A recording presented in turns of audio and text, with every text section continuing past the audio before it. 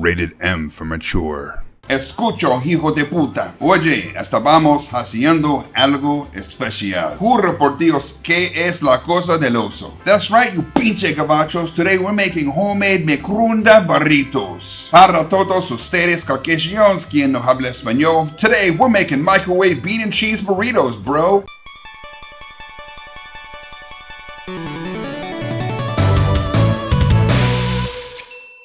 I gotta tell you beforehand, this is gonna be the second best Mexican thing you're ever gonna have in your mouth. I can't tell you what the first thing is because I don't wanna get demonetized, but you know.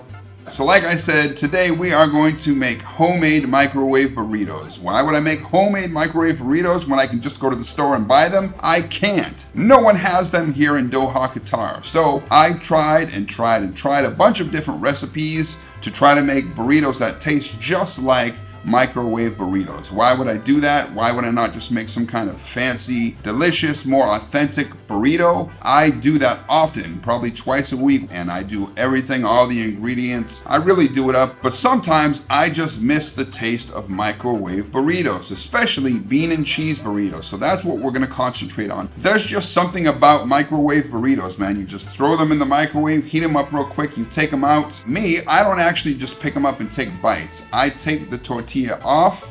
I eat the tortilla because it's got all that delicious cheese and beans and stuff stuck to it. Then I take one of my tortillas that I have at the house. I throw all of those beans and stuff in there and I roll that up and I eat it too. So when I make 2 microwave burritos, I'm actually making 3 for myself. But again, like I said, you can't get them here. So I'm going to show you guys how to make a burrito that tastes just like a microwave burrito. And as usual, we are not getting bougie with this recipe. It's not gonna be fancy at all. It's gonna be cheap because microwave burritos by nature are like $2 or $2.50. So over here, they're like 5 reals. They're cheap as hell, but they taste fantastic. And that's what we wanna happen with this burrito. First, you're gonna need tortillas. The bigger, the better. Then you're gonna need red kidney beans. These were like $2.50 a can. That means they were like 60 cents each. So you know they're cheap. They're probably disgusting, but they're gonna taste awesome. Then you're gonna need a bag of taco seasoning. It doesn't really matter what kind. Of course, you'll need a little bit of salt and pepper for the beans, and this one, it's already mixed together. You're gonna want a jar of salsa, a can of salsa. It doesn't matter what kind it is, how big it is, as long as it's salsa. This one's very important. You need the cheapest sliced cheese that you can find, preferably orange cheddar, not white cheddar, but I couldn't find orange cheddar today, so we're gonna go with white cheddar. And the last thing we're gonna get is grated cheese. You can get one that's pre-made already like this, or you can do what I prefer, and that's to take a block of like extra sharp cheddar and grate that yourself. It is actually better tasting, it is fresher, but you know, today we're being lazy and we're being cheap. This whole bag was like 16 reals, which I think is like $5, and a block of extra sharp cheddar is like $3 or $4 more than that, and you get about half of what you get with this cheese. You know what I'm saying? Now the point of this recipe again is to taste just like a microwave burrito. Now at the end, I am gonna do a little something different, and it's only to honor this Mexican place that I used to go to on this little corner in East LA. You can get a burrito that was like this big for like $3, man, and it would fill you up for the entire day. It was fantastic. It's still the best burrito I've ever eaten. It was a little mom and pop joint, you know, bars all around the windows, only enough space to get the food through. And even though I haven't eaten there since I was like 10 years old, it's still stuck in my head. It was that good. For prepping the food, we're gonna need a few things. One is a big ass bowl to prepare the beans. Second is a pot to cook the beans. And the third thing is something to smush the beans down to make them into like a refried bean type texture. So you can use something big like this, like I do, or you can use a fork, but it's gonna take a lot longer. I know people, you're tired of hearing me fucking talk. So let's get to prepping and cooking the food. Now before we get the beans ready, we wanna drain them because this liquid in here is pretty disgusting. It looks like a discharge from a place that we don't wanna be eating right now.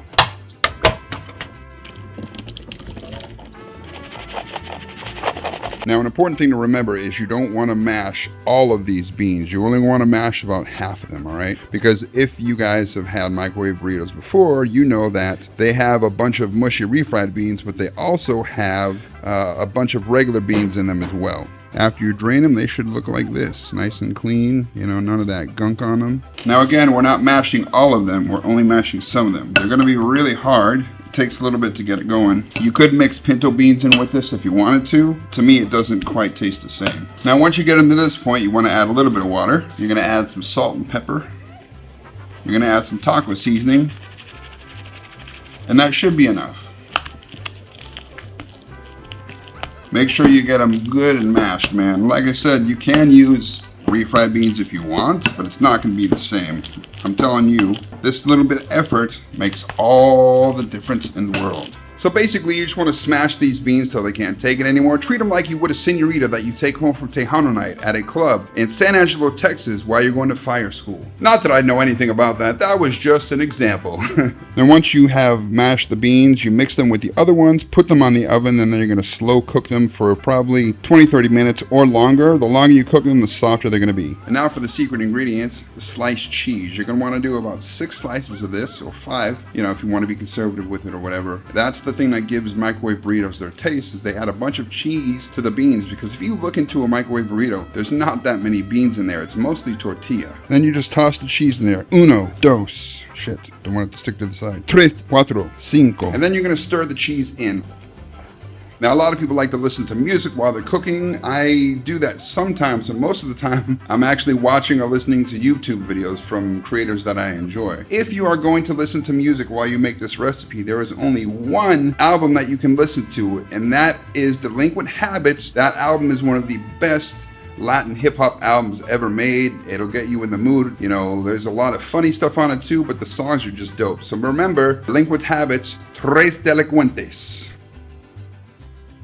So you basically want to cook the beans until the actual beans are soft. Once you are done doing that, you take them out, put them in like a bowl or a Tupperware for a second, and let them cool down for a minute. In my case, I'm just going to put them right back into the bowl that I prepared them in.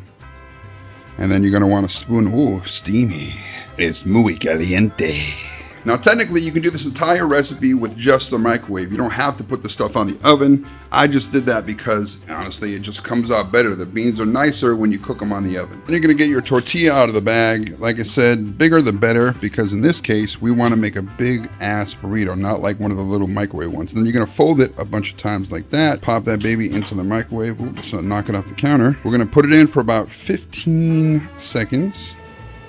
Then you want to take it out, flip it over, do it again for probably another 10 seconds. You just want it to get like nice and soft and steamy. Now, the thing you have to be careful about with the tortillas is the dates on them. Any of the tortillas in the store were made, you know, at a certain date, then they're sealed and they last for a long time. So the newer the tortilla, the fresher, the better, the less likely that it's going to break apart and all that stuff. Now, if you're lucky enough to have a place in your area that makes fresh tortillas, get those instead. Then you're going to take your beans, you're going to plop them in there, man. Good amount, because we're making a big old burrito like you'd get from a stand in East LA. That should be good for this one. All right, we're going to do a second one, put some more beans in there. Now, there absolutely is an art to folding a burrito, and I will show you here in a minute if I can. It's hard to do while filming, you know. You always fold that part of the burrito first, then you do the side like that, then you do the other side.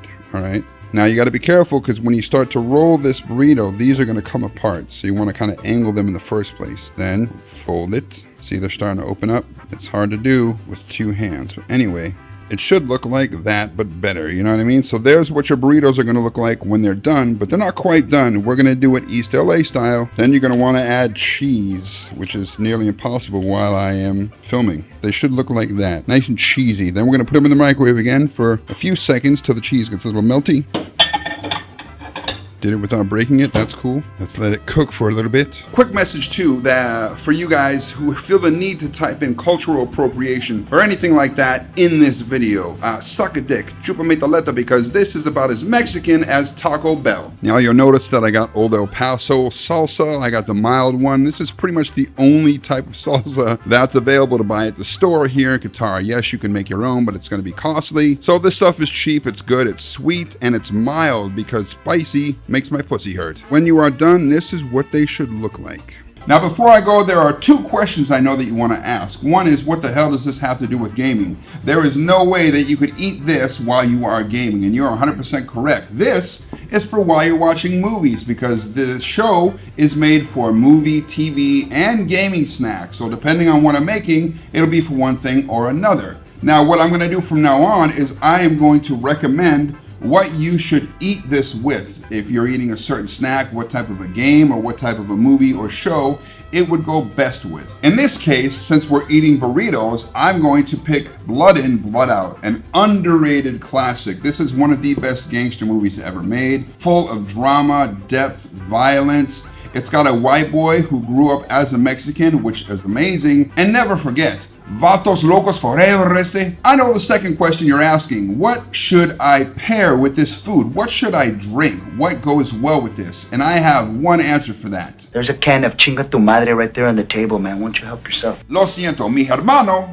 tiene problemas. And no, the answer is not chinga tu madre. It is Southern Sweet Tea. This Southern Sweet Tea that I made myself, which you can see how to make in the first episode of Gamer Fuel. So tonight, I'm going to be having microwave bean burritos and Southern Sweet Tea together while I watch Blood In, Blood Out. But before I go, I am going to take a bite to show you that I love the food that I made. A muy gigante bite. You know what I'm saying? It's huge.